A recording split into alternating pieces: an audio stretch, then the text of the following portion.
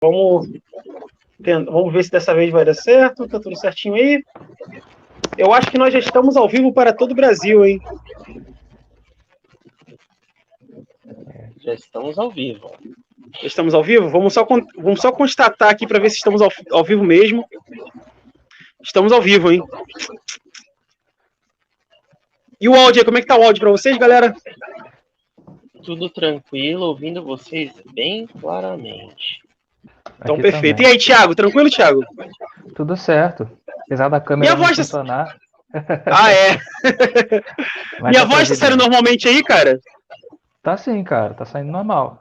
Pô, que bom, brother, porque pra mim aqui a minha voz tá bem esquisita, mas tá saindo bem pra vocês é o que importa. Ah, mas é porque também tem um retorninho, né? Porque você está ouvindo e está vendo ao vivo, então vai dar uma diferençazinha. Talvez se Da próxima vez... você abaixar o volume do YouTube, né? Alô? Abaixe o volume da sua televisão e fale comigo somente pelo telefone. Esse é Tá ligando clássico, para o 4002-8922. Esse é um clássico, esse é clássico. Bom, galera, então vamos começar nosso papo. Como esse é o primeiro episódio, vai ser um pouco mais complicado mesmo, assim, a questões técnicas, né? Mas acredito que os próximos episódios vão ser mais tranquilos pra gente poder fazer. Quem sabe a gente conseguir colocar a thumb aí, né? De cara, mas dessa vez a gente não conseguiu colocar. Quem sabe adicionar algumas imagens na tela, porque parece que essa plataforma que nós estamos utilizando é um pouco limitada mesmo. Mas beleza, faz parte, são ossos do ofício. Então, para começar, se apresente aí, Ricardo, para a galera conhecer um pouco você, conhecer o seu trabalho, para onde você escreve, o que você faz da vida. Fala aí, galera. Fala aí, Ricardo. Fique à vontade. Meu nome é Ricardo, eu faço parte do Portal Terraverso, especializado em todo o conteúdo relacionado a DC Comics. E pode seguir aí a gente, tem nosso site, terraverso.com, no Instagram, Twitter, Facebook com @terraverso. E estamos aí para participar aí do projeto que você convidou aí naquela live que você fez umas 3 semanas atrás, mais ou menos, né? E estamos aí com o nosso já está disponível aqui. Vamos aí assistir esse primeiro. Vem aí falar sobre esse primeiro filme, né? Que fala pra galera, cara, sua relação. Fala pra galera a sua relação com a DC Comics. Minha relação com a DC Comics aí, isso a gente vai um pouco longe, né? Porque é um pouco mais do que a minha própria história de vida, né? Eu sempre gostei de DC, né? Desde pequeno. Por exemplo, minha relação com quadrinhos é muito próxima, vai. Eu comecei lendo quadrinhos mesmo, Spawn, da Image, que Sim. É um clássico, uma coisa maravilhosa. E desde que minha mãe tinha quadrinhos, que minha mãe colecionava quadrinhos, eu sempre acompanhei as histórias do DC. Então, Superman, quadrinhos do Superman, do Batman, eu tenho muito por aqui guardadinho. Inclusive, eu tenho aquela edição no formatinho mesmo, gibizinho, Morte e Retorno do Superman aqui guardado com muito carinho, quase colocando numa redoma, na verdade. E assim, desde sempre, acompanhei muito cinema, acompanhei muita coisa, animações. Sou daquela época de assistir Liga da Justiça no horário do almoço, né? Aquela Liga da Justiça Limitada. Nossa, clássico. Isso aí E depois de muito tempo aí, formei jornalismo, fiz outras coisas e... Fez jornalismo? Uhum. Caramba, maneiro, cara. E aí que eu consegui participar do processo do Terraverso e estou escrevendo aí desde então, né? Já são mais ou menos uns 2 anos aí, caminhando para o terceiro. Participei de bastante coisa. Você foi um dos fundadores do Terraverso? Não. Eu cheguei, o caminho já estava bem pavimentado, né? Eu faço uma contribuição mesmo. Não, quem fundou o Terraverso é o William, a Rebeca, a Gabi, inclusive, que são ali que estão desde o começo, né? Aí foram chegando mais e mais pessoas, mas, assim, é um trabalho que eu tenho muito orgulho de fazer, muita coisa. Galera, só para atualizar aqui, estamos ao vivo no YouTube, tá? Estou transmitindo aqui uma live no Instagram, mas se vocês quiserem ver a live completa, é só clicar no link da minha bio, você vai ser direcionado para o meu canal, e lá está sendo transmitido ao vivo lá o programa. Ô, Ricardo, vamos bater muito papo hoje sobre DC Comics. E agora eu vou chamar o Thiago agora para poder vir aqui falar com a gente um pouco sobre ele, um pouco sobre a relação dele com a DC Comics. E é isso, galera. Vamos lá, vai lá, Thiago. Fica contigo aí a palavra. Então, sou o Thiago. Eu gosto de escrever também sobre cultura pop, quadrinhos, cinema. Eu estava escrevendo para um blog que foi criado por uma amiga, chamado Cultura Exaltada. Exaltada Sim. Com Z-A-U, porque o nome dela é Fabiana Zal. Sim. E aí ela fez essa piadinha para colocar o sobrenome dela no blog, né? Eu tava sempre foi um blog muito livre, assim, ela deixava a gente super livre para escrever e tal. Só que já faz um tempo que eu não escrevo nada, porque tem me faltado muito tempo, né, por questão de trabalho, pós-graduação, e aí eu parei de escrever. Eu escrevo só coisas bem rápidas, assim, tipo, no Instagram e no meu Facebook, né? Mas falando sobre DC foi por onde eu comecei a ler quadrinhos. Né? Eu lembro que o primeiro quadrinho que eu li da DC foi o Superman Red Sun, né? Entre a Foice e o Martelo. Não, e bacana que eu achava que o Thiago era puta de Marvete antigamente. E não, depois eu sou Marvete, cara. Eu sou Marvete, mas. Vai embora da live. Mas o que me fez gostar dessa parada toda foi DC, cara. Foi DC. Olha só, a nossa querida Karen aqui, que tá aqui nos assistindo, ela falou que o link do Instagram manda para outro vídeo, mas ela conseguiu achar. Obrigado, Karen, por estar nos assistindo. Né? Eu acabei de atualizar o link lá, mas fica aí, pode mandar pergunta. Cara, o Thiago, ele tava falando comigo aqui agora recentemente que ele tá conseguindo completar, ou já completou, a coleção dos Novos Deuses, cara. Eu queria, assim, parabenizar o Thiago, o burguês safado, porque, cara, eu pensei em colecionar a coleção dos Novos Deuses, e eu vi a quantidade de edições que tinha, e a questão não é nem a quantidade de edições, é a quantidade de edições e edições limitadas e caras que o pessoal tá vendendo, tipo. Eu falei, mano, não vai colecionar essa porra não, tá ligado? É tipo o Hellblazer, né? Aquele lançamento Lendas da DC, não é isso? Isso! Tava saindo várias do quarto. Meu amigo, realmente, meus parabéns, porque olha, eu não consegui. Mas eu tava falando com o Danilo essa semana, eu falei, cara, mais do que nunca hoje colecionar quadrinhos são decisões mensais que você tem que fazer, né? Porque você vai pegar os títulos, as edições e tal, porque os preços só aumentam e a oferta é muito grande, tem muita coisa sendo oferecida aí pela Panini. E demanda também, né, cara? Eu costumo dizer que o mercado dos quadrinhos ele funciona ao oposto do mercado capitalista, porque no mercado capitalista tem a questão da oferta e da demanda, e quanto mais demanda tem, mais oferta o mercado dá, né? Tipo, se tem muita demanda por ovo de Páscoa, o mercado vai lá e cria muito ovo de Páscoa, muitos tipos. No mercado de quadrinhos é o oposto, tipo, quanto mais demanda tem por quadrinho, menos quadrinho tem. Eu não consigo entender essa lógica da Panini, porque, porra, tem 1 trilhão de pessoas querendo completar Hellblazer e, tipo assim, tem 10 edições de Hellblazer no mercado, tá ligado? Aí ela fala, eu poderia ganhar aqui muitos milhões com esse pessoal. Mas pra que ganhar milhões? Eu quero que se foda. Deixa essa porra pra lá. E o povo que se pode, tá ligado?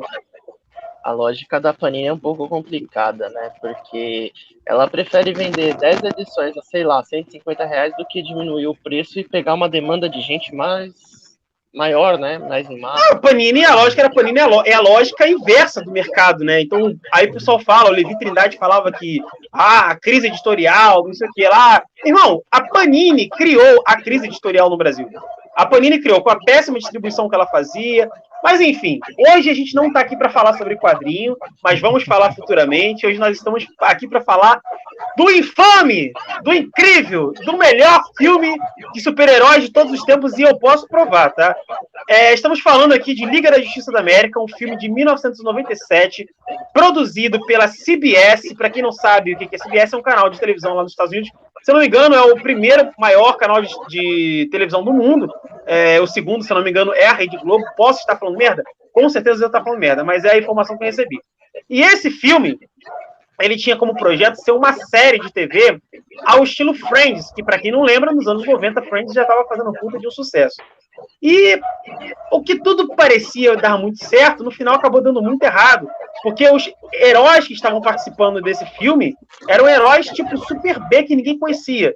Nível de que quando eu assisti pela primeira vez no extinto Cinema em Casa do SBT, eu perguntava pro meu pai, caralho, quem são esses heróis que eu nunca vi nos Super Amigos? Porque, para você ter uma ideia, não existia, quando eu assisti pela primeira vez esse filme, não existia nem o filme, a animação da Liga da Justiça. Era só os desenhos dos Super Amigos, que passavam no sábado em casa, sábado animado, negócio assim.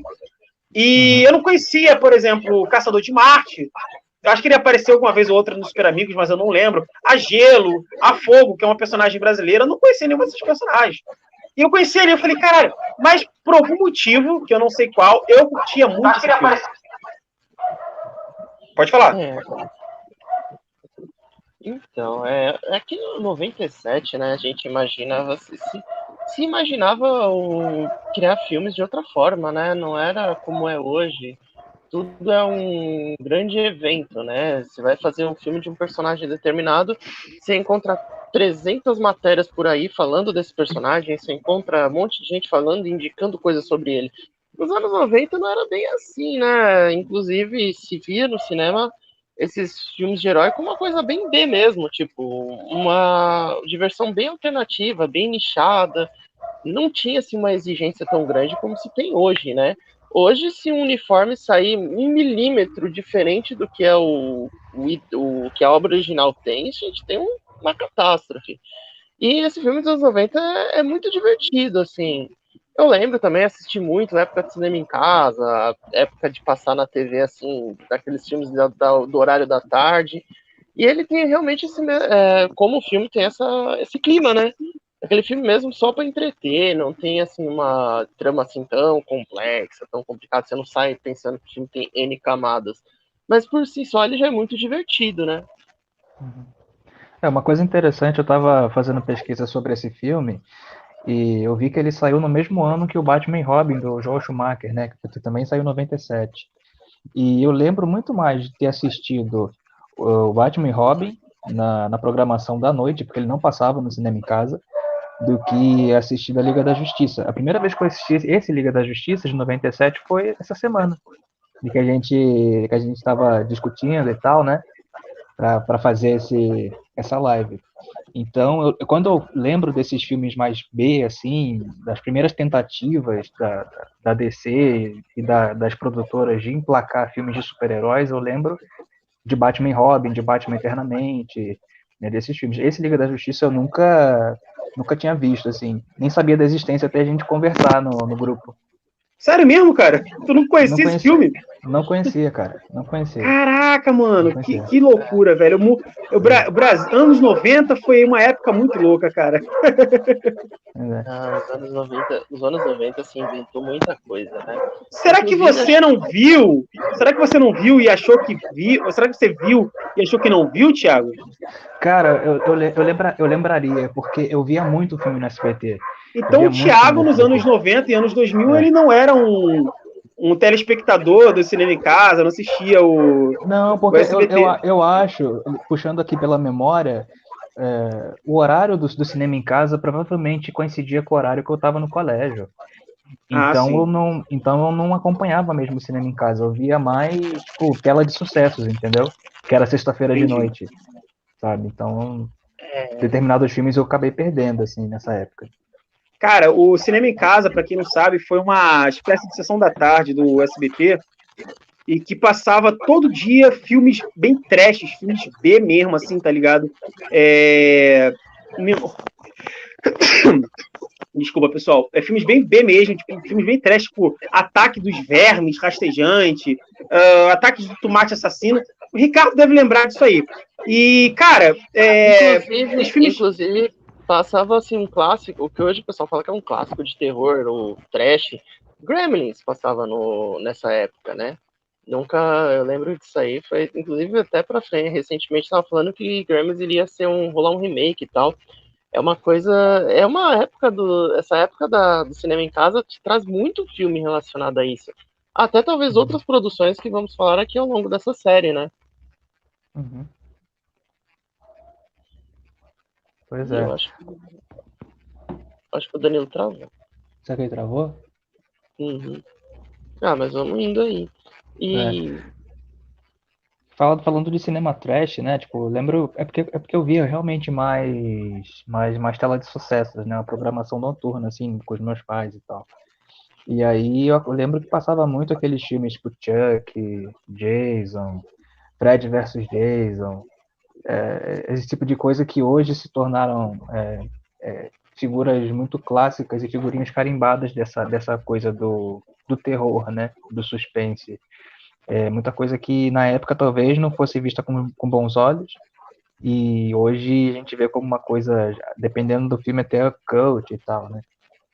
Sim, muitos desses filmes se tornaram meio cult, né? A gente fala de várias dessas histórias, né? Até porque elas se repetiram tanto, se tornaram tão dentro da nossa programação ali diária que a gente acabou gostando também, né? E no caso Exato. desse Liga da Justiça da América, ele passava muito, por exemplo, em épocas que passava, assim, época de férias, que tinha. Uhum, Aí passava muito filme de herói, passava o filme do Flash dos anos 90, às vezes eles passavam um pouquinho a série, uhum, mas era sempre naquela faixa da tarde. À noite passava aqueles filmes mais conhecidos, que nem o Batman Eternamente, Batman e Robin, o uhum. próprio Batman do Burton, que é o de 89, e assim, sempre acabou tudo meio que se encaixando ali, encontrando seu próprio público. E esse filme, Pois é. muita gente com certeza passa despercebido, né? Porque não é uma coisa Sim. tão grande, só assim, nossa, esse filme é inesquecível. Uhum, Ele tem um caráter de forma de filme feito para a TV, né? Ele é um sim. filme com uma produção assim, não é um orçamento alto, não é aquele investimento assim, não, vamos fazer uma super produção, é uma coisa bem simplesinha mesmo, pro nicho Uhum, TV, dadas as proporções, que nem o pessoal sempre comenta muito, por exemplo, do canal CW, é uma coisa nesse nível. É para preencher grade televisiva, para fazer dar tem um tempo ali para alguma coisa que eles estejam colocando na programação. Então, assim, é aquele filme que a gente passa a hora ali, se entretém. Que nem a gente tinha comentado, é bem colorido, é bem Pessoal, descontraído. eu só queria interromper aqui um segundinho e fazer uma pergunta a vocês. A minha internet caiu aqui por alguns minutos. A minha tela saiu aqui, atrapalhou vocês aí, continuou Não, normal. não. Você, Não, você não. saiu, mas a gente continuou trocando ideia Ah, aqui. perfeito, perfeito, beleza. É porque minha internet deu uma caída aqui, cara. Tomara que isso não aconteça de novo. Mas Uhum. como o Ricardo estava falando aqui, cara, é exatamente isso. Eu acho que para você assistir esse filme, a primeira coisa que você tem que ter em mente é o seguinte: não espere um filme foda, um filme explosivo, um blockbuster. Não espera, porque não vai ser. Não é nem próximo disso. Mas para quem gosta de um filme divertido, despretensioso, um filme engraçado, um filme bacana mesmo, que você dá risadas e ao mesmo tempo, cara, se entreter, assiste. Porque você não vai se arrepender. O filme ele não é ruim, um lixo, igual as pessoas falam. Claro, se você for olhar pela parte técnica, questão de efeito especial, figurino, o roteiro, não é maravilhoso. Mas se você, tipo, falar, cara, eu quero assistir esse filme pra poder, tipo, é galhofa mesmo. Você vai gostar. É um filme divertido, ele tem seus méritos. Eu tava com medo de reassistir esse filme, porque quando eu assisti esse filme quando eu era moleque, eu gostava muito dele. E tinha muitas coisas que eu assistia quando eu era moleque, e quando eu reassisti, eu achei uma porcaria, cara. E Uhum. aí eu falei, cara, isso vai ser uma tranqueira desgraçada. Eu botei pra ver o filme. Eu me diverti. Eu me senti exatamente as mesmas emoções. Eu não sei se é pelo fato da dublagem, que é uma coisa que eu vou falar já posteriormente, ser uma dublagem muito boa, e também ser uma versão também de televisão, do cinema em casa, e me trouxe aquela sensação nostálgica, mas eu sei que eu gostei muito do filme. Eu achei, assim, Uhum. bem divertido. A questão da dublagem é a seguinte, para quem acompanhou a série de animação da Liga da Justiça, e depois Liga da Justiça Sem Limite e tudo mais, que foi uma das melhores animações de todos os tempos de super-heróis, na verdade, para mim, a melhor animação de super-heróis de todos os tempos, vai saber que vai lembrar daquela dublagem clássica, da primeira temporada mesmo. E todos esses desenhos tinham uma narração. Quando começava o desenho, falava Liga da Justiça, episódio tal, tal. E essa voz que narrava esses desenhos é a mesma voz que narra o filme.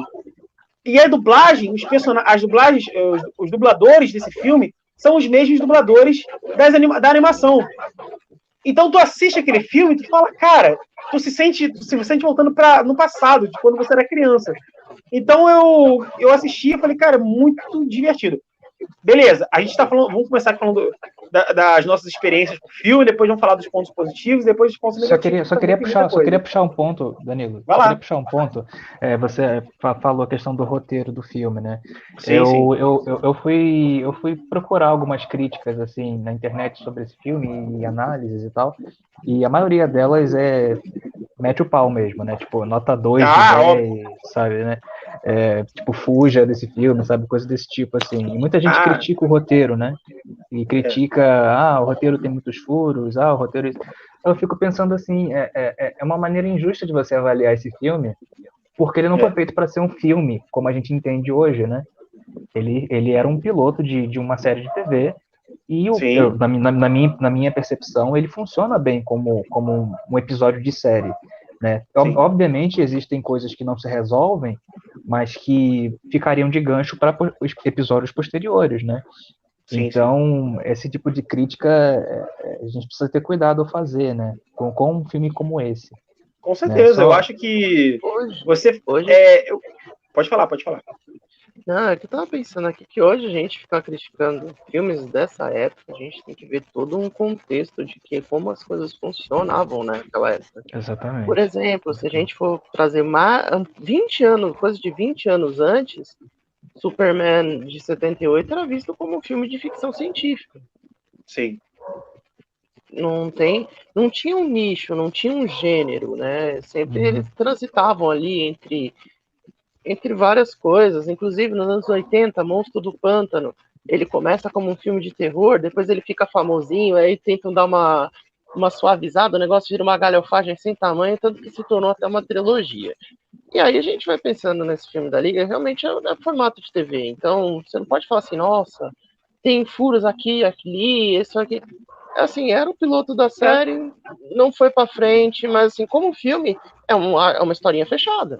Tá bonitinho. Esse filme, ele tem uma coisa que você pode analisar como um sofrimento da época ou como um ponto positivo da época. Para as pessoas que são mais nostálgicas, eu adoro nostalgia, adoro coisas assim antigas, né? Vai ver como algo positivo. O que é? Esse filme, ele tem a cara dos anos 90. Eu estava falando sobre isso com o Thiago Marques, acho que ontem. Se você assistir esse filme... Hoje em dia a gente vê de vez em quando a galera falando assim, pô, faz aquelas montagens no Facebook, né? Como seriam os Vingadores nos anos 90? Como seria a Liga da Justiça nos anos 90? Aí pega aquele cast, né? Bota Tom Cruise e bota tipo Ed Murphy, bota aqueles atores que faziam muito sucesso nos anos 90, anos 80, e a gente tenta imaginar como que seria com aqueles efeitos, com aqueles diálogos noventistas, aqueles penteados da época, aquelas roupas e tal. E se você quer, tipo, ter uma experiência dessa, tipo, imaginar como seria um filme de super-herói, a Liga da Justiça dos anos 80, ou os Vingadores, assiste Liga da Justiça da América. Você vai ter essa exata experiência, essa exata sensação, porque quando você assiste ali os diálogos, principalmente da Fogo, que é a personagem brasileira, né, que tem um crushzinho ali que fica perseguindo ela ali, que é apaixonado por ela, cara, ela é uma pessoa... Né? Isso, a Bibi da Costa. Ela é a cara dos anos 90, aquele penteado dela, aquele jeito, sabe? Aquela roupa que ela usa. O Guy Gardner também. O estilo dele é bem noventista. O Barry Allen, cara. Porra, tipo... Então, assim, se você for ver ali, eles conseguiram unir o melhor, tipo, da essência noventista em um filme. Só que, como pano de fundo, um filme sobre super-heróis.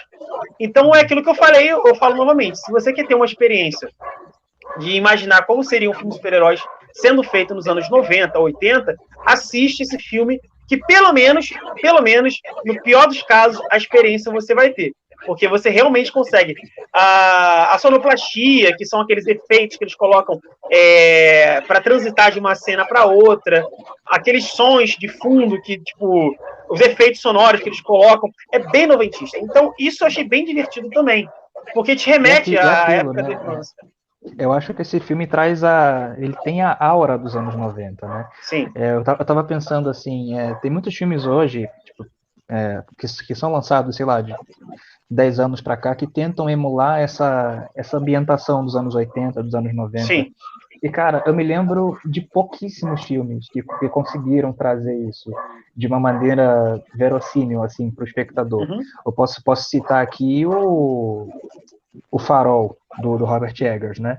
Que ele tem uma ambientação que é antiga, porque ele usa câmeras antigas, recursos que eram usados muitos anos antes, né? E ele consegue trazer um pouco daquela aura mais antiga. Eu tenho a impressão de que esses filmes mais modernos que tentam trazer essa ambientação antiga, eles se limitam muito porque é tudo muito editado, é tudo muito feito por computação gráfica. Então, não te convence que é uma obra que se passa nos anos 80 ou nos anos 90. Né? Então, é aquilo que a gente estava falando, Danilo, outro dia, sobre o Capitão Marvel, né? Só um parênteses aqui. É um filme que tenta trazer a aura dos anos 90, mas ele só consegue por causa da boa trilha sonora, né? Que muitas vezes, que em determinados momentos não se adequa bem à história, e por causa de alguns recursos assim que são verdadeiras referências aos anos 90. Eu vou dizer o seguinte, cara, eu não vou nem puxar sardinha pro meu lado, como disse Nauta. Eu acho que a Capitã Marvel também não consegue emular os anos 90 bem, a dar a sensação de imersão, assim, agora eu vou falar pra vocês, eu como disse Nauta falando, assim como Mulher Maravilha em 1984. Eu gosto muito mais da DC, pago pau pra Diana, obviamente muito mais que a Carol Danvers, mas eu também não sou hipócrita de dizer que o Mulher Maravilha em 1984 consegue emular isso, porque não consegue. Eu acho que fica beira ao tosco, tanto Mulher Maravilha em 1984 quanto a Capitã Marvel, quando tenta trazer isso pra gente. Vou botar um New Order pra tocar. Cara, não, tá ligado? Agora, o que eu acho que seria legal, vamos tentar fazer um filme que se passe nos anos 90. Cara, faz igual o Robert Eggers fez, que você acabou de citar aí do Farol. Use os recursos da época. Na hora da edição do filme, aí sim você vai editar com um programa bom. Mas, cara, usa a câmera da época, usa o microfone da época, sabe? Usa o figurino da época, porque vai dar uma sensação melhor. Como é que eu posso dizer? Pro telespectador, do que se você estivesse simplesmente fazendo com a câmera de última geração e só botar uma roupinha bonitinha e uma trilha sonora de fundo boazinha. É o exemplo do Stranger Things, que pra mim é uma das piores coisas, cara, assim, mas uma das piores coisas dos últimos tempos, em questão de, tipo, tentar emular épocas passadas, sabe? Fica ridículo, porque você vê, fica muito parecendo aquelas garotinhas, sabe? Girl Power, que, tipo, usa aquelas roupas nostálgicas, com aquelas roupas que parece que é dos anos 80, aqueles rapazes que botam aquelas camisas de Nintendo, olha como que eu tô vivendo os anos 80 aqui. Fica parecendo muito um bagulho forçado pra caralho. Parece. Tem uma cena do Stranger Things que é a Millie Bobby Brown, quando ela vai no shopping comprar a roupa dela, pra poder voltar pro. Ela é aquela amiguinha dela lá que é ruiva, que eu esqueci o nome dela, a Max, né? Que elas vão botar uma roupa assim, tipo, tentar emular o estilo dos anos 80 com penteado, roupa. Eu falei, cara, essa menina saiu dos anos 80, ela acabou de, tipo, ir na Renner comprar uma camisa e no salão de beleza fazer um cabelo pra parecer os anos 80. Parece que ela acabou de ir no cachê shopping na Renner, comprou a camisa lá, tipo, pra emular os anos 80, tá falando que tá nos anos 80, porque é exatamente isso, a roupa parece uma roupa comprada na Renner, tá ligado? Aquelas roupas que a Renner vende pra poder falar que é New Retrowave, né? Aí eu falei, tipo, tá ligado? Não, cara, fica tosco, tá entendendo? E agora, só pra encerrar aqui, pra passar pro Thiago e pro Ricardo, eu acho que o melhor exemplo de série atual que consegue emular os anos 80, tipo, de maneira perfeita, é Todo Mundo Deu Chris. Só isso. Não, é inegável, né? Todo mundo ama essa série. Cara, é perfeito, difícil, né? É perfeito, só isso. Mas, assim, eu não acho que no caso, por exemplo, de Mulher Maravilha 84, eles tentaram trazer algum tipo de fidelidade aos anos 80, só usaram como uma mera ambientação. Tanto que você vê que as trilhas sonoras são mais épicas do que, por exemplo, trilhas voltadas para aquele período específico. Então, sim, às vezes é até proposta do próprio diretor. No caso da Patty Jenkins, diretor, né? Então a gente vê que é muito difícil você fazer isso, não é fácil você trazer essa ambientação. E, claro, os filmes da época que muita gente fala assim, os filmes dos anos 80 e tal, mas muita gente sequer revisita esses filmes, com certeza, né? Principalmente os anos 90, que é uma época que a gente fala assim, meu Deus, o que aconteceu aqui? Passa tanto, a gente vê, a gente está aqui falando de vários filmes, vai falar de vários filmes, tanto da DC quanto da Marvel, e a gente vai ver muita coisa aqui, só assim, cara, como isso foi possível? Vou dar um exemplo, para não dizer que não tá falando, eu só falo de DC, dá um exemplo, Lou Ferrigno como Hulk nos anos 60, 70. Olha, né? Não, anos 70 e 80. E 80, isso. Olha, cara, eu vou defender esse filme. Eu gosto, eu gosto. Eu adoro, cara. É o meu guilty pleasure, mas se você olha para aquilo ali, você assim, cara, a única diferença é que pintaram um cara de verde e colocaram uma calça jeans rasgada.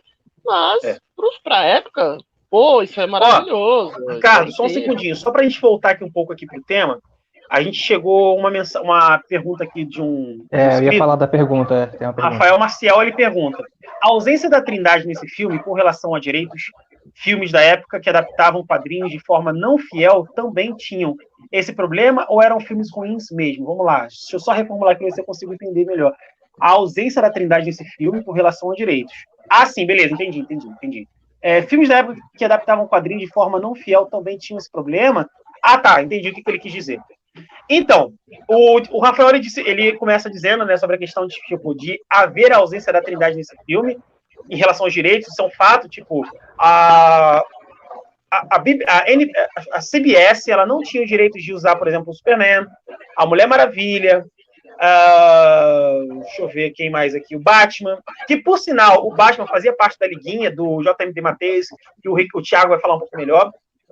E aí, por conta disso, para quem não sabe, a Liga da Justiça ela é formada pela Gelo, a Fogo, o Flash, no caso é o Barry Allen, o Lanterna Verde, que é o Guy Gardner, e o Caçador de Marte, né? Que ele só aparece no final do filme. São esses os super-heróis. É, na verdade, um quarteto, mas aí no final acaba formando um quinteto por conta da aparição do Caçador de Marte. Eles têm um vilão. Tem o Electron também, né? O Átomo. Ah, o Átomo também. Ray Palmer, né? Ray Palmer, que é o Átomo. Verdade, que agora apareceu como um japonesinho, né? No filme do Snyder Cut. Mas lá ele é um cara meio... É outra versão, na verdade, né? É o meio nerd lá. Aí o que acontece? Eu vou sintetizar essa parte aqui pra gente poder começar a falar sobre ela. E aí, como o Thiago falou bem aqui, tem o Átomo, né? Que é o Ray Palmer, e essa galera que eu falei. E esses personagens eram considerados os personagens B. A título de comparação com os filmes atuais, é como se fosse um filme do Deadpool, dentro do MCU, e como se fosse um filme, cara, do Homem-Formiga, dentro do MCU, uma Capitã Marvel. Eu concordo com o Homem-Formiga. Eu acho que o Deadpool ele adquiriu tanta popularidade, cara, que eu nem sei se ele é um personagem B hoje na Marvel. Não, eu digo personagem B na questão de, você tem os Vingadores, né? Os principais, Homem de Ferro e tal, nesse quesito. Então, eu tô dizendo aqui, a título de comparação, a questão, de você fazer um filme desses heróis naquela época é como se você estivesse fazendo hoje um filme que eu citei aqui agora, sei lá, do Deadpool, um filme do Homem-Formiga, do Doutor Estranho. Sim. São personagens que, são importantes para quem lê quadrinhos, mas que o público geral, você vai perguntar para sua vozinha, ela não sabe quem é o Deadpool, ou o Doutor Estranho, ou então o Homem-Formiga. Mas ela sabe quem é o Homem de Ferro, tá? Aquela animação dos anos 60 e tal. Então, o que acontece? Naquela época, por eles terem apenas os direitos desses filmes, eles falaram, cara, vamos utilizar o conceito da HQ, que era do JMD Matheus, né, com o Kate Giffen, que era uma HQ que vinha fazendo muito sucesso na época dos anos 80, da Liga da Justiça, com personagens secundários que também sofriam um pouco desse problema de só poder utilizar alguns personagens da Liga da DC Comics, não todos, e vamos fazer um filme inspirado um pouco nisso. Eu não posso dizer com propriedade se existe pelo menos alguma certa de fidelidade no diálogos, no roteiro do filme com os quadrinhos. Eu já vou passar a bola para o Thiago dizer um pouco mais sobre isso. Mas, como o Rafael perguntou aqui, é a ausência da Trindade por causa dos direitos. Sim, havia a questão dos direitos, como atualmente na questão da Marvel. A Disney foi lá e comprou um monte da Fox e da Sony, sabe? Aqueles spoilers, isso sempre aconteceu no universo dos quadrinhos. A Marvel, para quem não sabe, nos anos 80 e 90 passava por uma crise econômica desgraçada. A DC Comics também tinha seus problemas econômicos e muitos desses super-heróis foram vendidos direitos para adaptação para alguns estúdios que por algum motivo compraram, tendo a esperança de um dia adaptá-los, numa época onde não existia um mercado pavimentado para isso. E aí teve lá a ideia da CBS fazer, como também tem outros filmes que nós vamos analisar posteriormente aqui, que também foram feitos nesse mesmo contexto. E aí, como ele falou aqui, filmes da época que adaptavam quadrinhos de forma não fiel também tinham esse problema ou eram filmes ruins mesmo? E o que ele quer dizer? Será que os filmes da época que adaptavam os quadrinhos, o problema dos filmes era por conta de direitos também ou só era ruim mesmo? Depende porque nós temos o filme do Capitão América, que eu acho que é dos anos 80 ou 90, que é o Capitão América, ora bolas, né, porra, equivalente a um Batman da DC, um Superman da DC, que também é um filme meio ruim, não é um filme tão bom assim. Se bem que dos anos 90, o último Capitão América ali, dos anos 90 ali, ele tem algumas coisas interessantes que a gente pode falar no dia do que a gente for analisar ele. Temos também o filme dos anos 80, a querida Karen aqui falou aqui, anos 80 aqui, valeu, Karen. Então, ele tem algumas coisas positivas. Capitão América foi adaptado, o próprio Lou Ferrigno, como o Ricardo falou, o Hulk foi adaptado nos anos 60, 70. Então, a questão não era questão de direitos, porque a Marvel, o Stan Lee, naquela época, ele era como se fosse o Kevin Feige da Marvel, ele, na verdade, era o Kevin Feige da Marvel, ele tinha todo o espólio dos personagens, ele tinha a criatividade para criar os roteiros, a vontade de fazer, porém, os estúdios não queriam investir tanto dinheiro assim nesses filmes por não ter um mercado pavimentado para isso. Existe a história de que o Stan Lee foi para Hollywood com uma porrada de personagens e roteiros de personagens para tentar adaptar esses personagens, para tentar conseguir um projeto, e foi aí que ele conseguiu as animações da Marvel, que aí fez bastante sucesso. A Hanna-Barbera chegou a fazer animações da Marvel, teve alguns outros estúdios que fizeram também. Então a questão não era a questão de direitos autorais.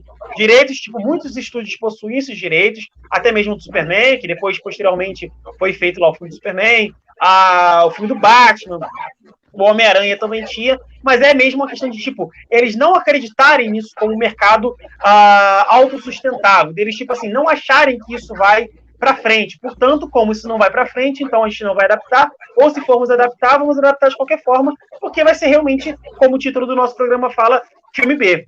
Então esse era o grande problema, não é que não tinha direitos. Pode falar, Thiago. Eu acho que tem uma questão de marketing, né? Tudo bem, a Marvel, da meados dos anos 80 para frente, teve um problema financeiro e realmente ela teve que vender sua propriedade para que outras produtoras fizessem, né, obras e tal, livremente adaptadas, e aí a Marvel lucraria com marketing em cima disso. Mas no caso da DC, eu acho que tem uma questão de marketing, eu acho que é um pouco mais forte. Porque, como eu falei no começo, em 97, no mesmo ano que saiu esse filme da Liga, saiu o Batman e Robin.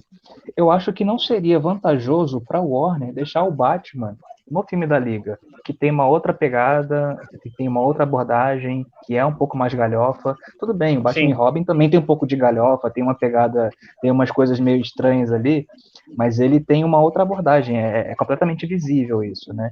E eu acho que aconteceu isso nos quadrinhos também.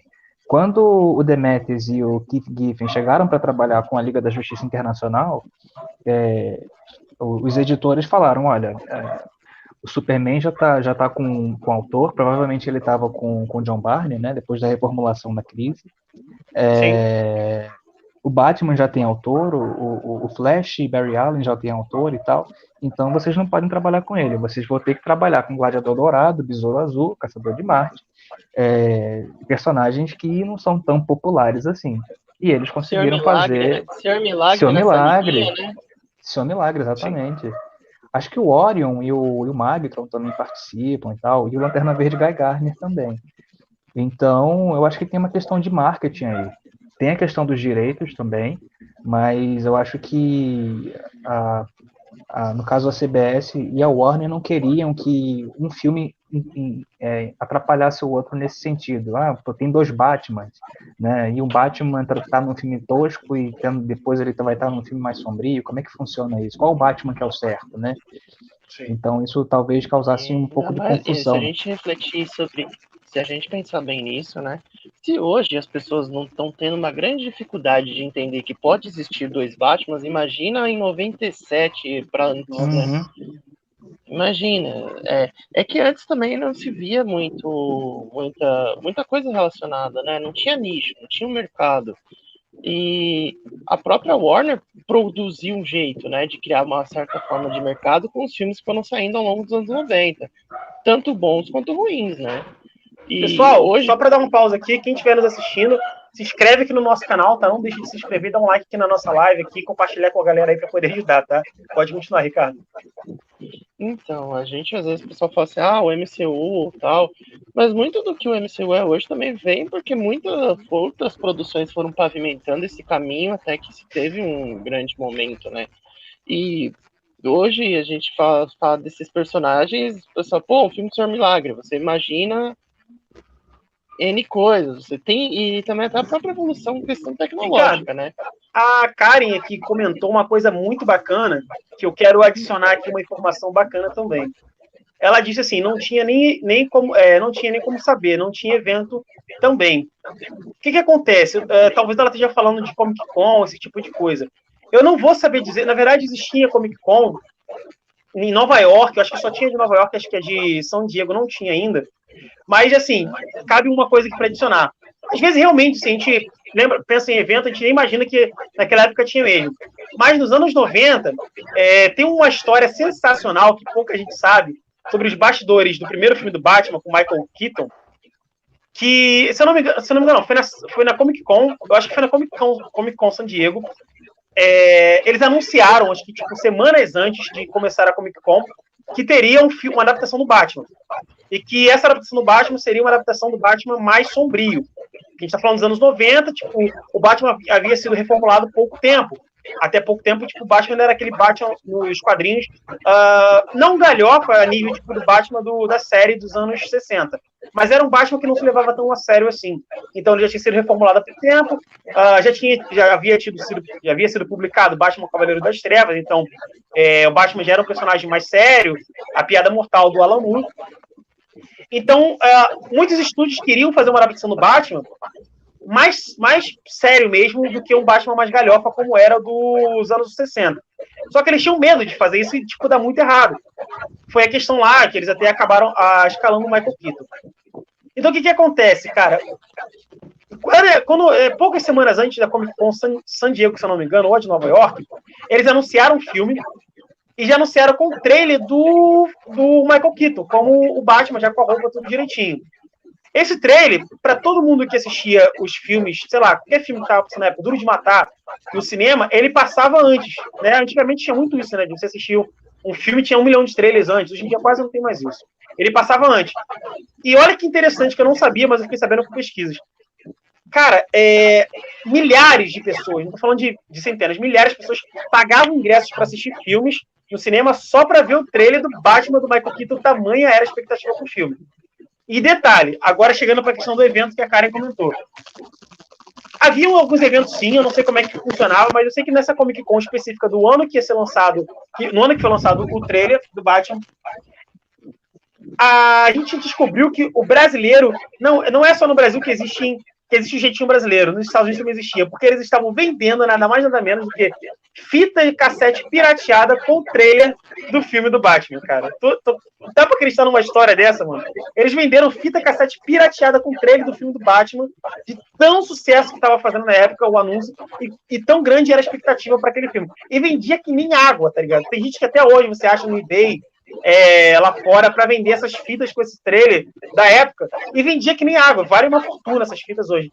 E essa história aí fica um complemento aí para o comentário da Karen, que eu achei um comentário bem bacana e me lembrou um pouco essa historinha aí. Você vê como é importante, né? Você vê como é tão importante esses personagens pro público em geral, né? Principalmente relacionados à Trindade, né? Os caras venderem fita pro trailer do filme, né? Velho. E sobre o filme, assim, essa liguinha. Ali, dá pra chamar de liguinha, né? A adaptação do cinema da liguinha. Então, essa adaptação do cinema da liguinha fica maravilhoso. Você pensa assim, fazendo uma comparação, tem muitos elementos assim legais, né? É uma história mais fluida, divertidinha, tem erros como toda história, mas eu não acho que seja algo que muita gente coloca, por exemplo, como execrável, né?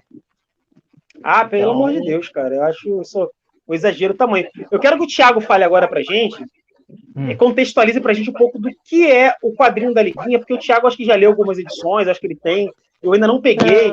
Fala pra gente aí, cara, o que é os quadrinhos da Liguinha, como que é a interação deles, e há alguma coisa nesse filme, algum elemento, pelo menos um pouquinho nesse filme dos quadrinhos da Liguinha? Fala pra gente aí, Thiago, a palavra é tua.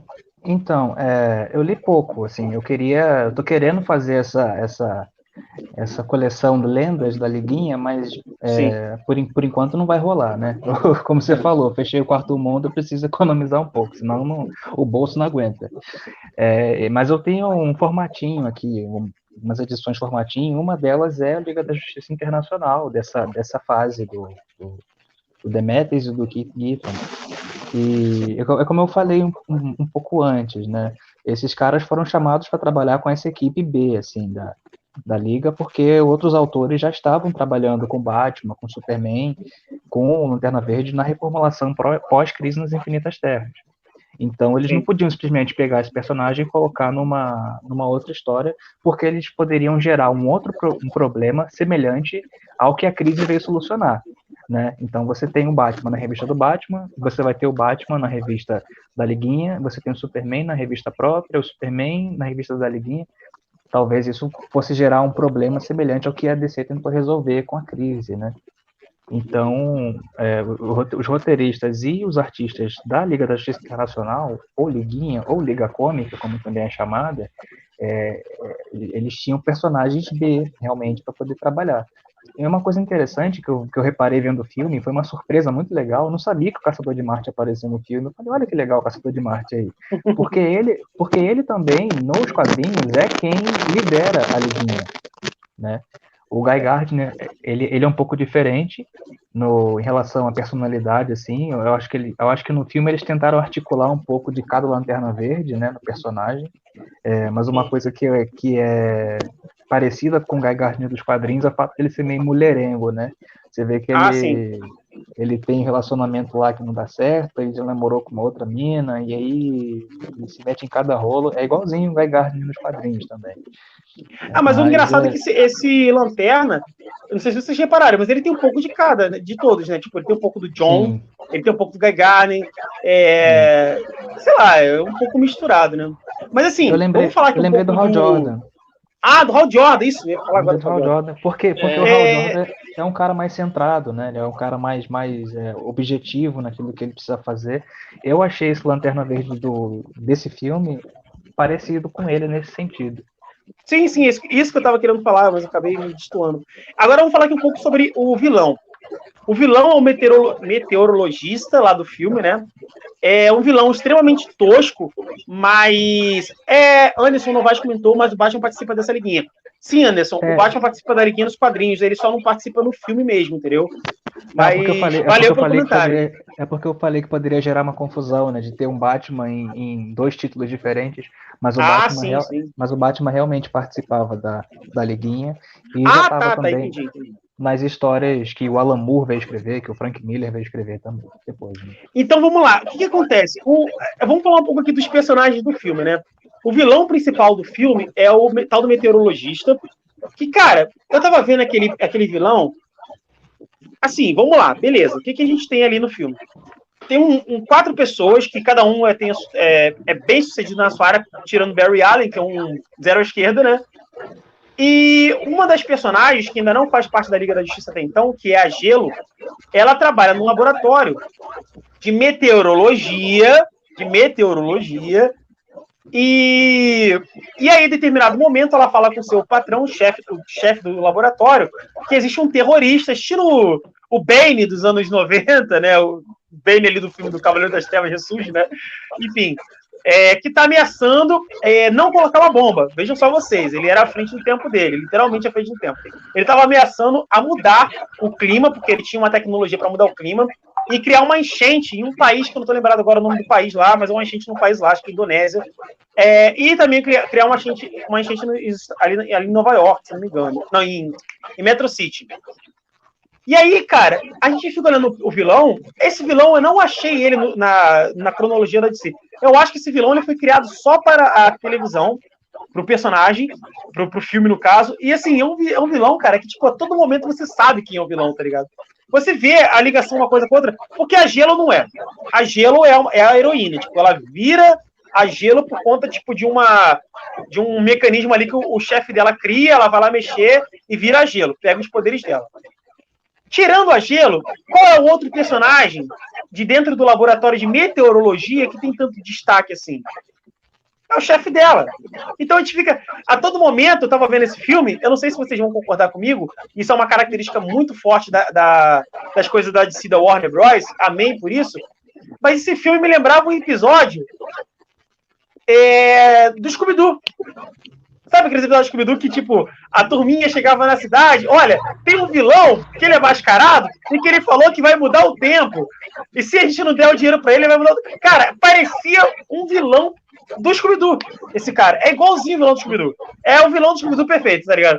E aí eu lembrei mais ainda de uma coisa interessante, porque nos anos 70, eu acho, na série do Scooby-Doo, os novos filmes do Scooby-Doo, que eu sou apaixonado por Scooby-Doo, tinha lá o personagem, teve uma participação do Batman e Robin, do Coringa e do Pinguim no desenho do Scooby-Doo.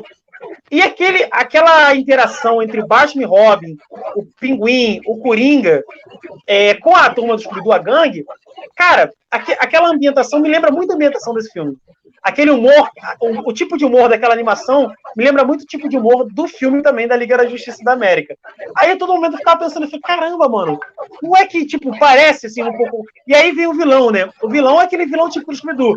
Ah, ele usa máscara. Não é nem aquele vilão tipo super poderoso, é um cara que usa máscara. E depois que tira a máscara, a gente descobre que, na verdade, é o dono da fábrica de doce, que, na verdade, era o cara que queria se vingar. Ah, e tem conseguido se não fosse por conta desses guri intrometidos. No caso, os guri, aqui são os super-heróis, né? Que são literalmente um pessoalzinho ali, tipo, jovem, né? Tipo, da gangue do Scooby-Doo. Então, cara, parecia que eu tava vendo um filme do Scooby-Doo ali, só que não, sem o Scooby-Doo, sem Daphne, sem Velma, sem o Fred Salsicha. Eu acho que era uma característica dos filmes de TV, desses filmes com formato de TV, né? Tinha que ser o vilão bem na cara, na sua cara, pra você falar assim, não, esse aqui é o vilão, a gente tem que acompanhar o que ele faz. Esse aqui, então, eles deixam tudo bem organizadinho, assim, nesse ponto eu acho que é um mérito do filme. Assim, é o filme mesmo pra entreter, então ele tem que deixar isso tudo bem explícito pra você falar assim, tá, é isso aqui que tá rolando. Não tem aquela coisa assim, vou tentar descobrir quem é o vilão, né? E fica uma coisa assim, é uma coisa tão assim, cartática que você olha para aquilo, quando você bate o olho no chefe da Gelo, você fala assim, ele é o vilão. Pronto, tá resolvida a história. Agora, o que ele vai fazer, eu não sei. E realmente, eu concordo muito no que você diz, assim, é um negócio bem característico, bem divertidinho, assim. Eu, quando revi o filme, pelo menos recente, nessa semana, eu achei que foi muito bom, assim, você vê essa coisa mais descontraída, né? Você sabe quem é o vilão ali, o que ele tá fazendo. É aquele vilão, assim, bem cartunesco, né? Vou dominar o mundo, vou fazer as pessoas... No caso dele, usa meteorologia, né? E, sim, assim, é uma coisa assim... É divertido você ver isso. Principalmente agora, que a gente tem filmes com uma complexidade muito maior, né? Em relação à narrativa. Não, eu acho sensacional, assim, falando sério mesmo agora, fora todas as piadas que nós fizemos aqui, eu acho que esse tipo de filme, assim, sabe, que ele não se leva a sério, mas que ele tem uma trama, mas que não é aquela trama, olha, mega complexa, cara, pra mim são os melhores filmes que tem, né, tipo, é muito divertido. Por isso que eu tenho um amor profundo por Batman e Robin. Pessoal, como tu consegue gostar de Batman? Cara, eu acho aquele filme maravilhoso, tipo, é o ápice da genialidade de super-heróis. Porque é um filme que não se leva a sério em nenhum momento, cara. O Batman tá ali com os mamilos dele, tá ligado? Na armadura. E aí você tem o Bate-Cartão, tá ligado? E tipo, aí tem nós temos o Arnold Schwarzenegger de tipo Mr. Freeze cantando musiquinha de Natal com os bichinhos. Cara, aquilo ali é sensacional, cara. Se tem alguma coisa melhor do que aquilo ali, eu desconheço. Uma coisa que eu adoro nesse Batman e Robin é que o Robin ele começa sendo um pouco subestimado, né? O Robin ele tem que ir devagar e tudo, mas aquela cena em que ele tem aquele protetor labial que era venenosa, aí eu falei, olha só como é que essa Bate-família tem preparo, velho. É muito doido. Os caras têm preparo, velho. E cara, se vocês pararam pra pensar... Eu acho que esse Batman e Robin vai muito além, né? O Batman tem tão preparo que ele tem um bate-cartão de crédito, cara. Isso é maravilhoso. Cara, e assim, uma das coisas que eu acho mais legais, cara, desse negócio dos Batman dos anos 90, é que a gente volta um pouco naquilo que eu falei. quando o primeiro filme do Batman foi projetado, do Michael Keaton, que fez um puta de um sucesso, a gente vai falar sobre ele num outro programa, focado neles e tal, eles tinham um grande medo. Qual era o grande medo? Quebrar aquela relação que o público tinha com o Batman da televisão, que era o Batman mais galhofa, que não tinha nada de sério, era realmente um Batman, sabe, zoeiro, um Robin zoeiro, e trazer um Batman mais sério. E, tipo, o medo ali era, tipo, será que o pessoal vai gostar? Será que o público vai abraçar? Porque, tipo, no passado já tínhamos um Batman. O Batman era engraçado. O Batman vai ficar sombrio? Não sei. Pra quem assistiu, óbvio que todo mundo que já deve ter assistido o primeiro filme do Batman, tem ali até elementos de piada mortal. E aí, o que acontece? O que eu acho mais engraçado é porque eles conseguiram quebrar essa barreira de filmes pastelão e trazer para o filme mais sombrio, e fez sucesso. E aí, em seguida, eles falaram, sabe de uma coisa? Foda-se, vamos voltar pro filme pastelão de novo, porque é isso que dá certo. E fazem filme pastelão de novo, tá ligado? E aí fazem o Batman Eternamente, que é um filme que não chega nem a ser tão pastelão assim. Tem as suas cenas meio pastelona, meio gore, com pinguim, né? Meio gótico também ao mesmo tempo. Uma parada meio sexualizada também. Aquele filme Batman Eternamente é um filme muito sexual, assim, aquelas roupas da personagem. Esqueci o nome da personagem agora, que participa do Batman Eternamente. Não é a Mulher Gata? A Mulher Gata tá nesse filme, né? Uhum. É a Mulher Sim, Gata, então. Michelle Pfeiffer, né? Isso, Michelle Pfeiffer. Aquela roupa dela, tipo, sabe? Parece que é roupa de sex shop e tal. É um filme que ele não é um filme pra criança. Inclusive, tem uma história que eu vou contar no programa do Batman, que envolve esse filme aí com o McDonald's, que é sensacional essa história, impagada. Então, assim, eles saem do primeiro filme, que é um filme mais sério, um filme, tipo, sei lá, estilo Cavaleiro das Trevas mesmo. Aí eles vão para um filme que, tipo, que não se leva tão a sério, mas ao mesmo tempo, o humor que eles utilizam nesse filme é uma coisa meio sádica, uma coisa meio sexual, e terminam essa trilogia sensacional com o Batman e Robin, que é uma coisa que realmente, mano, mete o pé na jaca aí, faz do jeito que você quiser, entendeu? Foda-se, é isso mesmo. Né? Que, se eu não me engano, acho que é no Batman e Robin que tem a música do Seal, que é Kiss from a Roses, né?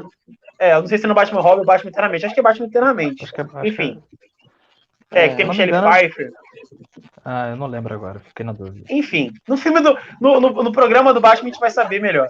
Então, mas uma coisa sobre voltando, querendo voltar agora a falar da Liga, né? Você estava falando do vilão, né? Eu fiquei pensando assim, cara, a motivação desse vilão, né? O cara ele agiu como um terrorista, ele agiu como um terrorista mesmo, né? Olha, vocês precisam me dar uns 20 milhões de dólares, senão Metro City vai ser devastada por uma tempestade e tal. O cara só queria o financiamento do projeto dele, né? Tipo, é o dinheiro que o governo não cedeu, né? Você vê até que na festa ele fica frustrado, porque não se lembra se é o prefeito, se é o senador, que talvez fosse financiar a pesquisa dele, ele simplesmente não vai na festa, no filme, enfim, ele acaba sem esse financiamento. E aí ele cobra esses 20 milhões de dólares arriscado a matar um monte de gente com os planos dele lá que ele vai fazer. Provando que até o pior filme da DC Comics conseguiu inspirar a Marvel, né? Porque se você parar para analisar, o arco desse vilão é o mesmo arco do Duende Verde do Homem-Aranha. Do Sam Raimi, do primeiro Homem-Aranha, né?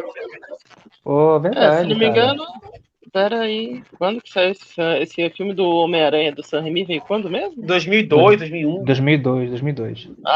Bebeu da fonte. Você bebeu da fonte. Do Osborn, né? Lá do Norman Osborn, que, tipo, tinha um projeto científico também do caralho, que ele acreditava, e pedia financiamento pro governo, e o governo cortou o financiamento dele porque não deu certo, ele foi lá e testou nele mesmo uma parada. Assim, vamos concordar que não é muito diferente. As zoeiras à parte, o vilão, ele acaba não sendo a coisa mais principal. Pessoal, desculpa aí, caiu. A coisa mais principal do filme. Mas eu acho que o melhor desse filme, cara, é os momentos de descontração entre super-heróis, né? A cena que eles vão pra casa deles, né? Ficar lá interagindo entre eles, uma parada bem Friends mesmo, que era a intenção inicial do filme, né? Da série. Os diálogos pequenininhos, que, por exemplo, que a Fogo tem com o crush dela, que o Guy Gardner tem com a namorada dele. esses conflitos, né? Que hoje o pessoal fala que a DC nunca humanizou seus personagens. Olha, os personagens de DC tudo deuses, né? A Marvel que humaniza. Olha só, vai assistir lá o filme da Liga da Justiça da América, que você não vê o contrário, né? Os personagens mais humanizados que aquilo ali impossível, né? Eu acho que essas partes desse filme, uma das coisas mais interessantes, sabe? Tipo, os diálogos entre eles, as interações entre eles é bem bacana. Isso é muito liguinha. É exatamente isso. Tipo, um fazendo piada do outro, um falando com o outro. Você vai deixar nos quadrinhos o Guy Gardner fala, né? Porque ele é super zoeiro pra caramba e o Orion é serião, né? Aí o Orion fica querendo trabalhar direito e tal, aí o Guy Gardner fala pro Caçador de Marte, pô, cara, tira esse cara do nosso grupo, pelo amor de Deus, ele é muito chato. Tipo, sabe, coisas assim. Essas interações, assim, que são cômicas, eu acho que o filme trata isso muito bem, eu acho que é um dos principais aspectos, e realmente é um aspecto que humaniza muito os personagens, sabe? Você se identifica e você sente coisas por ele, sabe? Quando você vê o Barry Allen, tipo, procurando trabalho, você fala, pô, olha aí, o cara... Ele tem o poder de salvar o mundo, mas ele tá doido por um trampo, né, bicho? E é difícil e tal. Eu acho isso muito legal, assim. Não, os diálogos deles, cara, assim, se você parar pra analisar, você não pode nem falar tanto que o roteiro é tão ruim. Porque, assim, claro, o roteiro não é longe de ser perfeito. Mas essas questões que fazem você, tipo, humanizar um pouco os heróis ali, é bem legal. Por exemplo, a Gelo, que ela só queria ser bem sucedida como uma boa meteorologista, mas acaba virando uma heroína, que é o que ela não queria ser. Acaba que o Caçador de Marte ajuda a convencê-la. A Fogo queria ser uma boa atriz e ela não consegue. O Barry Allen queria um emprego, qualquer emprego para poder conseguir e tal. O Guy Gardner queria ser um namorado presente e ao mesmo tempo conseguir salvar o mundo. Todos eles ali têm um conflito humano ali que faz mover. Para quem não sabe, a gente acabou esquecendo de citar aqui, o nome do diretor desse filme é o Félix Henriquez Alcala. Eu não sei se esse cara deve ser provavelmente latino-americano. Ele foi um proeminente diretor de séries de TV. Ele chegou a dirigir alguns filmes também com o Steven Seagal. Assim, é aquele diretor que tipo, não tem grandes coisas no currículo, mas o pouco do que ele fez relativamente bem, assim, na média, sabe? Ele foi o responsável pelo projeto. Menos o Defensores da Netflix, né? Quer dizer, tem gente que gosta. Ele acha que ele dirigiu um episódio ou outro do Defensores. É mesmo? Dos Defensores? Dirigiu. Não, acho que não foi todos, porque na Netflix tem aquela questão de rotatividade de direção, né? Sim. Então ele dirigiu acho que 1 ou 2 episódios, eu não tenho certeza agora. Mas é uma série que nem de longe eu considero a melhor assim da Netflix. Da Marvel. Não é, mas pô, maneiro saber que ele, o cara que fez a série lá dos anos 90, pô, ter feito também uma coisa atual aí. E assim, eu não sei se vocês vão saber, mas tem um filme da Liga da Justiça, que era o projeto da Liga da Justiça dos anos 2000, com Mulher Maravilha. Tem até umas fotos desse filme, eu vou ver se eu acho aqui pra mostrar pra vocês, que não foi pra frente. E eu tava vendo essas fotos esses dias, cara, e a estética desse filme lembra muito a estética do filme da Liga da Justiça lá da América dos anos 90 que a gente tá falando aqui agora. Vocês conhecem esse filme? Não é o filme que foi cancelado? Sim, esse mesmo. Eu esqueci o nome. Eu esqueci o título que eles iam colocar, que inclusive tem até o Matt Boomer, não é isso? Oi? Não é o Matt Boomer? Quem agora ele faz Patrulha do Destino, não é esse filme que foi cancelado? Eu acho que é esse mesmo. Que é muito... Eu já vi bastante de como seria. Inclusive, alguns atores acabaram participando de produções da DC depois, como, por exemplo, o ator que faz o Fred Freeman, a versão adulta do Fred Freeman em Shazam, ele estava nesse filme também, se eu não me engano, ia ser o Barry Allen. E assim, ia ser, com certeza, se saísse bem ou mal, ia se tornar um filme que a gente já está discutindo aqui na nossa lista, com certeza, né? Porque... esse filme aí ele já foi muito comentado e... Aqui, ó, até achei que a foto dele aqui, ele é de 2008, esse filme, o projeto dele. Ele ia ser dirigido pelo... Cadê? Deixa eu ver aqui. Tem até umas fotos dele, cara. Justice League Mortal, né? Tipo... Isso. George Miller seria o diretor. Tem uma foto aqui, ó. Se vocês vão conseguir ver. O Batman. Peraí que manda no grupo pra gente, tá difícil de ver. Vou mandar no grupo lá pra vocês. George Miller, cara, tem os storyboards do filme, entendeu? Esse filme ia ser lançado em 2008. Tinha o projeto dele. Tem aqui a arte conceitual aqui do Aquaman, do Batman, do Superman, tudo que é pra esse filme. Não vamos esquecer também, né, cara, que o Superman também ia ganhar um filme com o Nicolas Cage, né? Eu acho que isso aí também rende um bom papo também um dia pra gente falar aqui no nosso podcast. Com certeza. Vai ser uma maravilha. Eu acho que é uma coisa interessante de debater esses tipos de filme, né? Uma coisa interessante sobre o diretor, ó, que eu acabei de vendo aqui na filmografia dele, ele foi o diretor do episódio piloto daquela série Lois e Clark, né? As Aventuras do Superman. É mesmo? De 94, ele dirigiu o piloto. O mesmo diretor do Liga da Justiça da América? Sim, 94, ó. Ele pegou. Com certeza, isso deve ter acreditado ele a fazer um filme, né? Ou a série, no caso, que ia ser, né? Liga da Justiça na série. Quando eu fui pesquisar sobre esse diretor, eu vi que ele era muito bem sucedido em séries, cara. Ele fazia muita série nos anos 90 e as séries dele faziam muito sucesso, e por isso eles resolveram chamar. Assim, essa série do Lois e Clark, cara, eu achava sensacional essa série, velho. Eu via muito mesmo. Eu era apaixonado. E é uma série que a gente pode até comentar um dia, para quem assistiu, porque ela não era uma série focada nos superpoderes do Superman. Era focada na relação entre a Lois e o Clark mesmo. Tipo, era literalmente isso. Tinha ali, tipo, sempre acontecia alguma coisa que o Clark tinha que botar a roupa do Superman e sair para salvar o dia. Mas, assim, era, tipo, coadjuvantismo, tá ligado? E a Lois Lane, ela era grande coadjuvante dessa série. Tipo, não era o Clark. Não sei se vocês vão lembrar disso. Sim. Não lembro porque eu acho que eu não assisti, cara. Cara, Lois e Clark, a Novas Aventuras do Superman, passava no SBT. Então, eu lembro que passava, mas eu não lembro de assistir, assim. Essa série é o seguinte, vou falar pra você aqui um pouco. Eu lembro muito das cronologias, das coisas que passavam no SBT, porque eu era viciado em SBT, cara. Essa série, ela começou a passar ali, acho que em 98 no SBT. Ela foi até o início dos anos 2000, se não me engano, 2002. Quando a série do Smallville foi, tipo, anunciada, eu lembro que o SBT comprou os direitos já de cara. Tipo, a série lançava lá fora e eles lançavam os episódios aqui no SBT. E o que acontece? Se eu não me engano, começou a passar domingo de manhã. E eu lembro que quando o Smallville começou a fazer sucesso, eles meio que deixaram de lado a série do Lois e Clark, pararam de passar. Mas ela passava muito, tipo, sábado à tarde, tinha maratona dessa série, tipo, passando vários episódios e tudo mais. E a Karen, ele comentou que gostava muito da série. Pô, essa série era muito boa. E ela era muito focada na Lois, né, cara? Tipo, a Lois Lane, a gente via que, tipo assim, na DC Comics, cara, a personagem não precisa ter superpoderes para ser uma super personagem, entendeu? Tipo, às vezes, os atos de heroísmo não estão, tipo, somente nos poderes do personagem, mas também nos atos, né? Tipo, a Lois Lane, ela era uma jornalista. Mas a Lois Lane, como jornalista, e como chefe de família ali no caso, gerindo ela com o Clark junto, cara, ela fazia as coberturas jornalísticas, tipo, super importantes, e ela tinha um protagonismo muito importante por conta da participação dela na família. Ela conseguia, tipo, gerar os problemas familiares muito melhor do que o Clark, porque o Clark era o cara que vivia salvando o mundo. Ela era, ao mesmo tempo, ela era uma grande jornalista premiada no Planeta Diário. Então, assim, a série, ela é mais focada na Lois. Mas o Superman também, cara, é muito bacana, me amarro. Acho muito legal. Lembrando, é importante lembrar que o Superman dessa série é o Jim Kane, né? Sim. Tiago? Oi. Eu acho que o Ricardo acabou caindo aqui na transmissão. Deixa eu ver se ele vai entrar de novo. Deixa eu falar com ele aqui.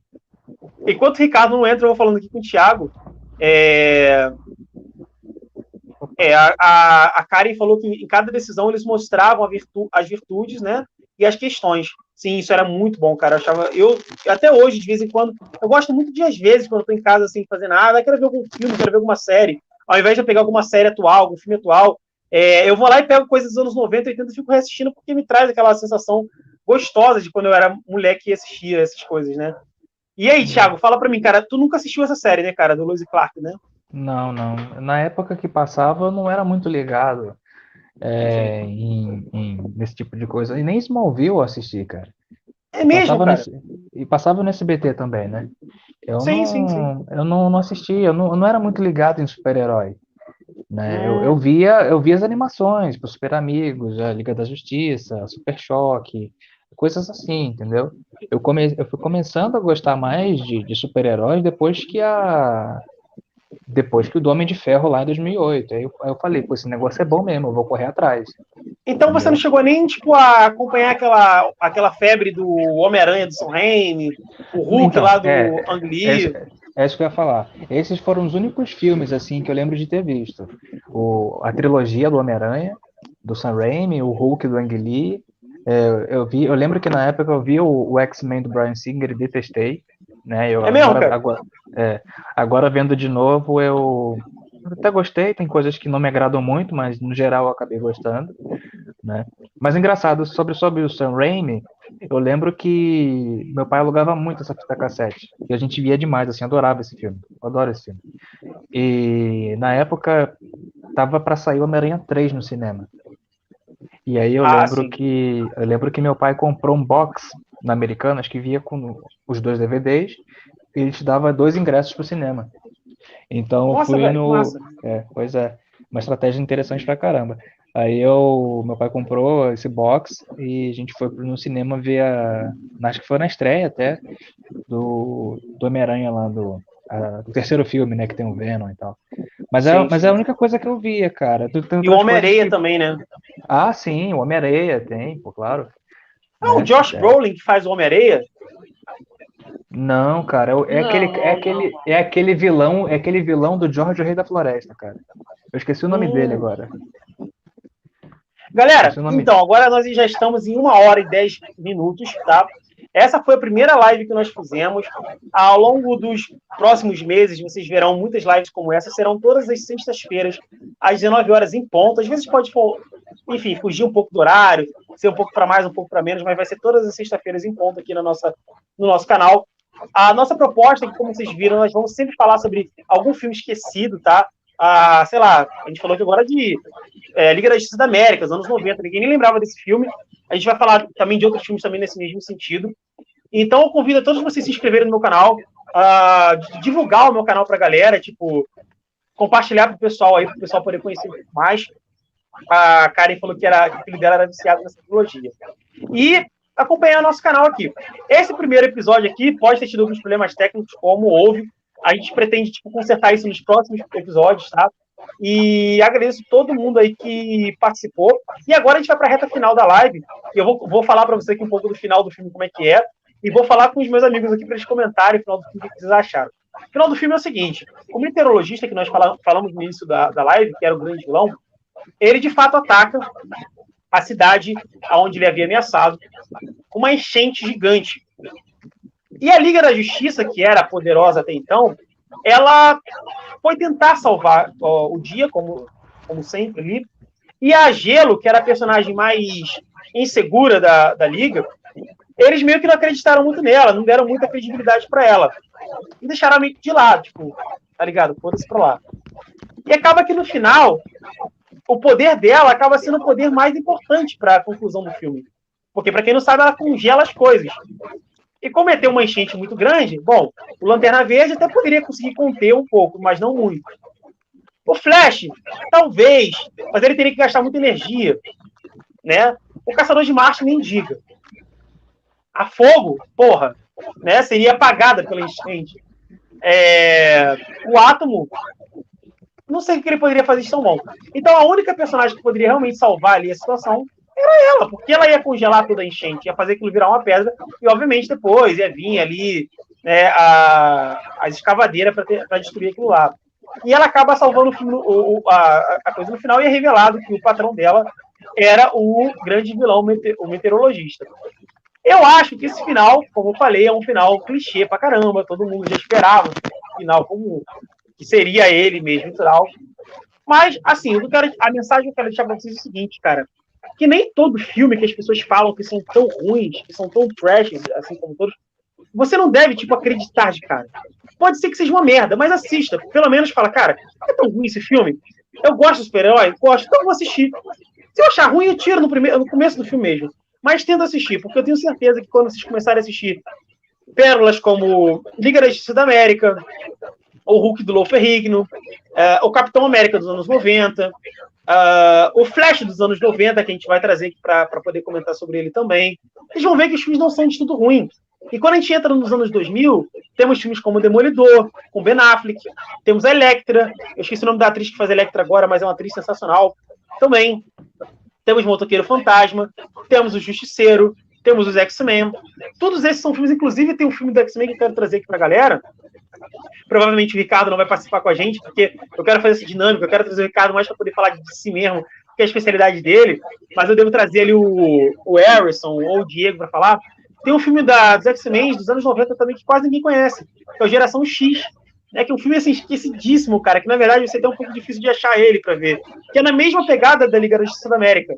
É um filme de uma equipe de super-heróis famosas, só que nesse caso, essa equipe de super-heróis é muito mal filmada. Tipo, eles descaracterizam total os personagens, sabe? Troca o nome, eles não têm fantasia. É muito louco. Mas eu vou trazer aqui também para vocês, porque eu já assisti esse filme também na sessão da tarde e eu acho que é legal de comentar. Então, assim, só para finalizar, o filme da semana que vem vai ser o Quarteto Fantástico, dos anos 80. A gente vai estar divulgando nas redes sociais. Me segue lá no Instagram, Cdaikovic, que eu vou deixar aqui na descrição dessa live aqui o meu Instagram, vou estar divulgando lá ao longo da semana. Ricardo, divulga também seu Instagram, fala pra galera, eu vou estar deixando aqui na descrição. Thiago também.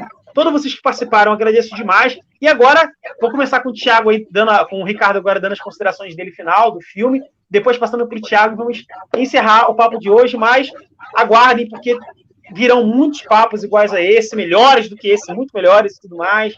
Questões técnicas e questões também de roteiro e tudo mais. Então, se inscreva no nosso canal. Se possível, compartilha com seus amigos aí e tal. Fala para eles dessa nova proposta que nós estamos fazendo aqui no nosso canal, aqui, que vai ser bem bacana para vocês também. Ricardo, a palavra é tua, cara.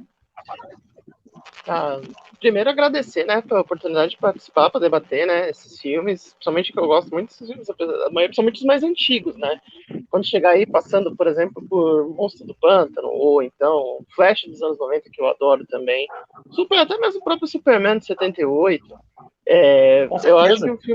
eu acho que o filme agora eu vou chamar de filme da Liguinha, porque agora eu acabei associando 100% uma coisa com a outra. E o filme da Liguinha é interessante, porque para questão de entretenimento, é uma coisa bem simplesinha, não tem furo como qualquer filme, qualquer roteiro daquela época desses filmes, tem, mas no contexto é aquele filme de meio que filme de equipe, mais um pouquinho filme de origem ali da Gelo. O final, lógico, tinha que ser a nova integrante salvando o dia, então ela tem que ter uma certa importância. E, assim, é um filme que eu acho que vale a pena assistir, vale a pena você ver por si só, porque às vezes você vê, assim, apenas por passar na TV, você acaba se desatentando algumas coisas. Mas quando você revê, assim, depois de muito tempo, é uma coisa gratificante, né? E eu acho muito divertido, achei que foi uma experiência divertida e espero repeti-la mais e mais vezes. E foi um prazerzaço aí para acompanhar vocês. E me acompanha aí no que eu for fazendo aí no Terraverso, né? É só seguir lá no @Terraverso, tanto no Instagram, Twitter, Facebook.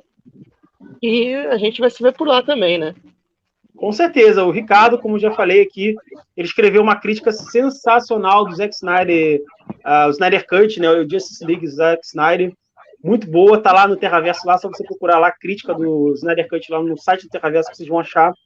É um cara que entende muito de DC Comics, por isso que eu quis trazer ele para no início a proposta ia ser somente filmes da Marvel, depois que a gente ia trazer da DC. Aí eu fiz uma live com ele ali, logo depois do filme do Zack Snyder, e a gente começou a ter uma interação legal, o Murilo vai participar com a gente também, e a gente resolveu que vai ser intercalado. Uma semana vamos analisar um filme da DC, antigo, e na outra vamos analisar um filme da Marvel, antigo, e uma semana vai ser um time, o Ricardo e o Murilo, na outra vai ser o Thiago e o Harrison, e assim a gente vai intercalando, mas toda semana vamos ter um filme B aqui de super-heróis pra gente comentar.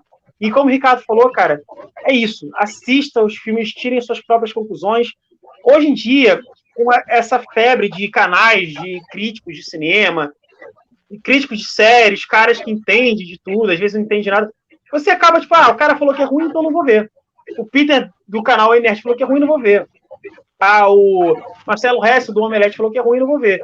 Vocês acabam às vezes perdendo grandes oportunidades de filmes que vocês podem gostar. A arte, ela é algo muito subjetivo. Às vezes o que não é bom para um pode ser maravilhoso para outro. Às vezes o que não é maravilhoso para outro pode ser ruim para outro também. Tá aí o Zack Snyder para provar isso pra gente, né? Tem gente que odeia o Zack Snyder, tem gente que ama o Zack Snyder. Tem o filme Mother, do Darren Aronofsky, que tem gente que odeia aquele filme, tem gente que ama aquele filme, por aí vai. Tem vários exemplos como esse. Então, acho que vale a pena, sim, a gente sempre conferir. E aqui a nossa dinâmica vai ser a seguinte. Toda semana, quando acabar a live, a gente vai anunciar nas nossas redes sociais o filme da próxima semana. Então, essa próxima semana agora a gente vai analisar o Quarteto Fantástico da Marvel, lá dos anos 80, e ao longo da semana a gente vai divulgar a arte oficial, o pessoal já se inteirando, tá? E o time da semana que vem a gente ainda não definiu, mas vamos definir ainda aí. Thiago, a palavra é toda sua, meu amigo. Fala à vontade. Valeu. Primeiro de tudo, agradecer pelo convite aí, né? Foi muito legal conversar contigo, com o Ricardo. Queria falar também que o Terraverso, eu acho que é o melhor veículo de comunicação sobre a DC, assim. Obviamente tem muita gente que fala de DC e tal, mas acho que não com tanta propriedade. Sim. Eu acho muito legal o trabalho do Terraverso, e parabenizar o Ricardo e a equipe pelo trabalho que eles fazem. E, cara, o filme, eu confesso que esse filme da Liga, eu confesso que eu fui com muito pé atrás, assim, pra assistir. Eu pensei, isso vai ser uma tranqueira sem tamanho, mas eu acabei me divertindo, foi uma surpresa muito boa. A hora foi passando rápido, assim. Eu fiquei triste quando a história acabou, porque você viu que tinha espaço para mais coisa, né? Tem alguns ganchos, assim, para episódios que viriam a seguir, mas que infelizmente não foram concretizados, né? E é isso, eu acho que a gente tem que tirar as conclusões pela gente mesmo, né? Tipo, porque o fulano falou que o filme é ruim, é uma bosta. Que nem eu falei, você vê na internet, é só nota 0, nota 2, o pessoal falando pra fugir do filme. É um filme que cumpre a função dele de entreter com um humor que é legal, não é uma coisa gratuita e descartável, é uma coisa legal, né? E eu acho que fica essa mensagem, né? De tirar as conclusões por si mesmo e É aquela só confiar coisa. no que. É aquela coisa que a gente sempre fala, por exemplo, você não vai assistir esse filme vendo não espere um Batman Cavaleiro das Trevas, ou então um Superman do Richard Donner, ou então, sei lá, Vingadores Ultimato. Mas, se você for para se divertir com a mente aberta, coração aberto, tenho certeza que você não vai sair desse filme aí arrependido, decepcionado, porque o filme ele é legal, ele é divertido, é um filme que tem seus problemas de época, mas que era preciso a ponte em um filme naquela época que não sofria problemas, né, questões assim. Então, assim, para a proposta que ele tinha, para o orçamento que ele tinha, eu acho que o filme ele cumpre muito bem o papel dele, tá bom? Então, pessoal, eu agradeço muito a vocês por terem participado desse programa com a gente. Eu espero que vocês participem mais vezes conosco aqui, tá? Toda semana, todas as sextas-feiras aqui, às 19 horas. Hoje, especificamente, foi o sábado. Por questões técnicas, a gente ainda está ajustando aqui para ver qual a melhor plataforma para utilizar para transmitir essas lives, né? Os dispositivos que nós utilizamos aqui para poder transmitir a live também. Então, a gente está começando agora, né?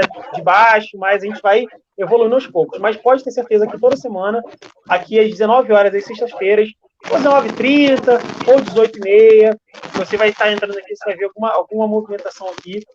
Nesse sentido, a gente vai estar divulgando toda semana. Aqui no canal mesmo, vou estar fazendo vídeo falando um pouco do filme que vai ser analisado na semana. Vou estar botando no meu Instagram lá, o Ricardo vai compartilhar, o Thiago vai compartilhar no Instagram lá, o filme que vai ser analisado naquela semana. Você vai ter a oportunidade de assistir o filme. A gente vai tentar sempre estar trazendo o link para vocês. Então, o que vai acontecer? Eu quero ver o filme que vocês vão analisar aí, que eu nunca vi, não sei onde achar. Fica tranquilo. Os filmes que nós formos analisar, eu vou sempre fazer um vídeo aqui entre quarta e quinta-feira, falando do filme, resumidamente, sei lá, uns 3 minutos no máximo de vídeo, vou soltar aqui no meu canal, e vou deixar na descrição o link para você poder ir assistir esse filme também, e poder vir aqui com a gente discutir na live, debater na live, trazer suas impressões, suas opiniões positivas, negativas, tá? Então, é isso. Pessoal, gostaram da live? Acharam legal? Comenta aqui embaixo. Thiago, gostou? Ricardo, gostou?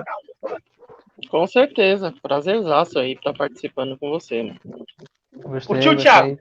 Curti pra caramba, muito legal. Aguardando as próximas aí. Bacana, cara. Então, é isso aí, galera. Um beijo, um abraço, muita saúde para você e para sua família. Até sexta-feira que vem, às 19 horas, e que a força esteja com você. Um abraço. Tchau, tchau. Um abraço. Tchau, tchau. Abraço.